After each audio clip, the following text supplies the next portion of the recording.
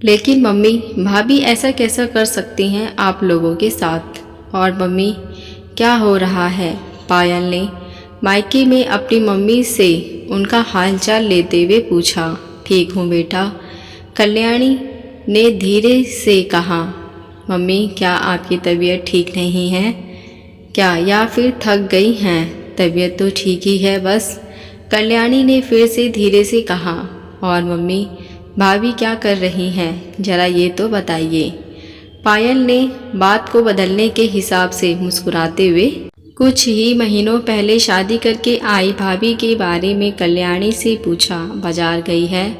फिर कल्याणी ने ठंडी शब्दों में कहा। अकेले या किसी के साथ? अकेले नहीं, तुम्हारे भैया के साथ, कल्याणी ने फिर कुछ दुखी मन से जवाब दिया। बाजार गई हैं और भैया के साथ? तो इसमें इतना उदास होकर बताने की क्या ज़रूरत? आप तो बहुत थकी थकी लग रही हैं। कुछ तो बात ज़रूर है। पायल को कल्याणी की उदासी बिल्कुल भी अच्छी नहीं लगी। पायल बेटा, अब क्या ही बताऊं तुमको, सचमुच घोर कलयुग आ गया है। तुम्हें पता, तुम्हारी भाभी अपनी अलग रसोई बनाने की तैयारी कर रही है।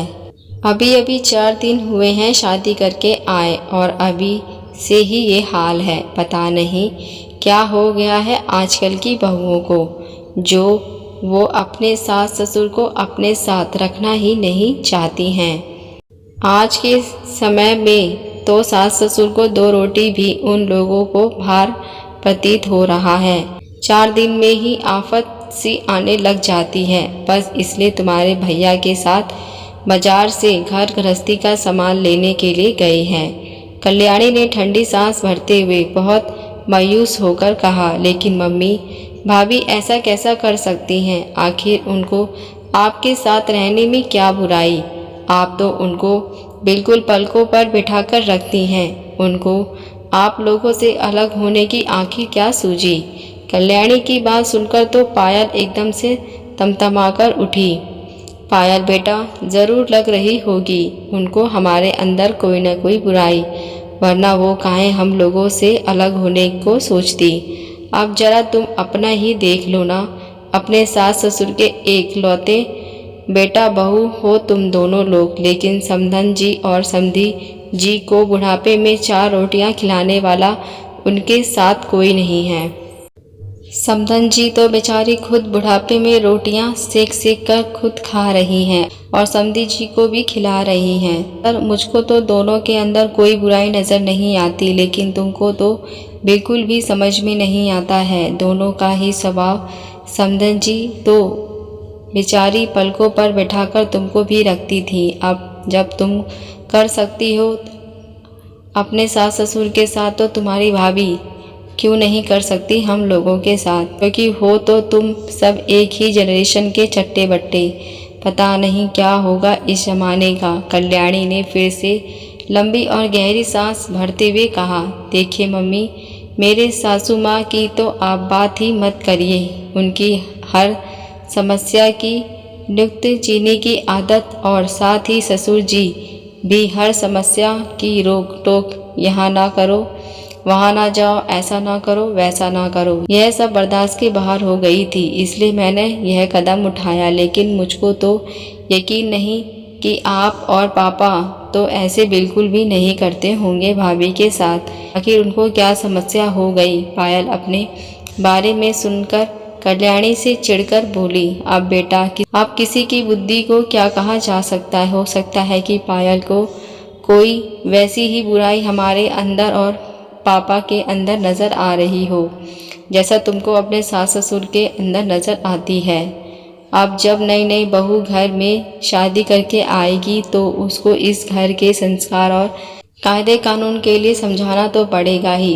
अब आजकल के बच्चे उसको टोका टाकी समझ ले तो उनकी बुद्धि को आगे क्या कहा जाएगा? हम लोगों के ज़माने में तो सास लोग जब देखो तब हर बात को लेकर ताना कसती रहती थी, लेकिन हम लोग तो उनके सामने जुबान भी नहीं खोल सकते। बहू बहुत हुआ तो कोने में जाकर चुपचाप आंसू पोंछ लिए। अगर रोते हुए देख लिया तो तब तो और भी ज़्यादा आफत। लेकिन आजकल की सासें अगर ज़रा सा टोक भर बीते बहुओं को तो बहुएं तुरंत तुनक कर उनसे अलग होने का फैसला ले लेती हैं और साथ ही साथ उनके जिगर के टुकड़े बेटे को भी मजबूर कर देती हैं अगर अलग रहने के लिए। अब तुम ही देख लो अपने आप को, अरविंद जी को तुमने साम दाम दंड भेद सब तरह से मजबूर करके अलग रहने के लिए मजबूर कर ही दिया, जबकि वो बेचारे कितने सीधे और सरल स्वभाव के हैं। अपने माँ बाप के इकलौते बेटे, मेरे लिए तो अपने दिल का गुबार निकालने के लिए कम से कम तुम तो हो, लेकिन समदन जी अपने दिल का दर्द किससे बांटे, उनको तो भगवान ने बेटी भी नहीं दी है। ये कहते कहते कल्याणी भी दिल ही दिल अपने समदन जी का दर्द महसूस करके कहर उठी। इतना ज़्यादा खराब लगता है कि जब बेटा बहू उनकी आंखों के सामने ही अलग होकर रसोई बनाने लगे। सॉरी मम्मी, आज जब अपनी मम्मी पर बीत रही है तो सचमुच सुनकर बहुत बुरा लगा। इतना बुरा लगेगा जब मैं वहाँ कभी आऊँगी तो भाभी को अलग रसोई में खाना बनाता हुआ देखकर, और फिर भैया भी हम लोगों से उतने प्रेम से नहीं बोलेंगे। पायल के मुंह से भी सिसकियाँ निकल पड़ी। यही बात तो मैं तुमको भी हमेशा समझाने की कोशिश करती हूँ कि आज जो तुम अपने सास ससुर के साथ कर रही हो, कल को तुम्हारे बच्चे तुम्हारे साथ भी यही करेंगे।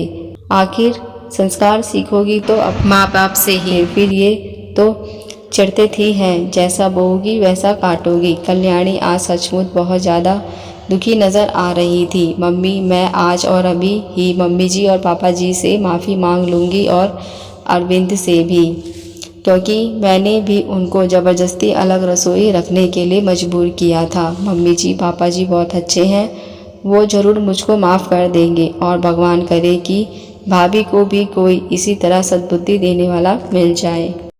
आप चिंता ना करिए, मैं जल्दी ही वहाँ आऊँगी और भाभी को समझाऊँगी कि मम्मी सचमुच बहुत अच्छी है, प्लीज़ उनको बुढ़ापे में रोटी सेकने के लिए मजबूर मत कीजिए। अब तो पायल जैसे रोने को आ रही थी, क्योंकि उसको आज सचमुच बहुत बुरा लग रहा था कि जो उसने अपने सास ससुर के साथ किया, आज उसकी भाभी भी वही दोहरा रही है और वो भी कुछ नहीं कर पा रही है।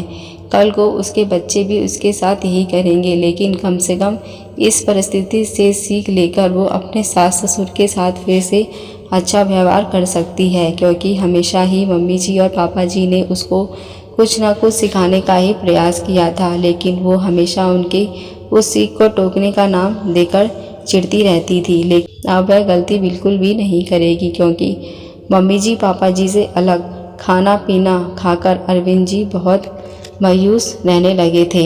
भगवान करे ऐसा ही हो, तुम्हारी भाभी को सद्बुद्धि देने वाला कोई मिल जाए। और हाँ, तुम्हारे सास ससुर तो सचमुच बहुत दिल वाले हैं, क्योंकि इन्होंने आज तक तुम्हारे किसी भी गलती का उल्लंघन हम लोगों को नहीं दिया, वरना कोई और होता तो हम लोगों को तुम्हारी गलतियों को सुनने में कोई भी कोर कसर बाकी नहीं रखता, क्योंकि इन्होंने कभी भी जुबान नहीं खोली। इतना कहकर कल्याणी ने बहुत दुखी मन से फ़ोन रख दिया और इधर पायल अपने सास ससुर और पति से माफ़ी मांगने के लिए चल पड़ी। मम्मी जी पापा जी, आप लोग मुझको माफ़ कर दीजिए, मैंने सचमुच बहुत बड़ी गलती की जो आप लोगों को आपके बेटे से अलग कर दिया, लेकिन अब मैं वह गलती ज़रूर सुधारूंगी जो मैंने किया। आज वही मेरे मम्मी पापा के साथ हो रहा है, लेकिन आज शायद उसी बहाने मेरी आंखें भगवान ने खोल दी। आज से मैं पुरानी रसोई में सबका खाना बनाऊंगी और मुझे से कोई भूल हो जाए तो बेझिझक मुझको समझा दीजिएगा, मैं बिल्कुल भी बुरा नहीं मानूंगी। पायल अनीता के गले लगकर एकदम से भपक पड़ी। कोई खास बात हो गई क्या पायल बेटा, जो इतना परेशान लग रही हो? किसी ने तुमसे कुछ कहा?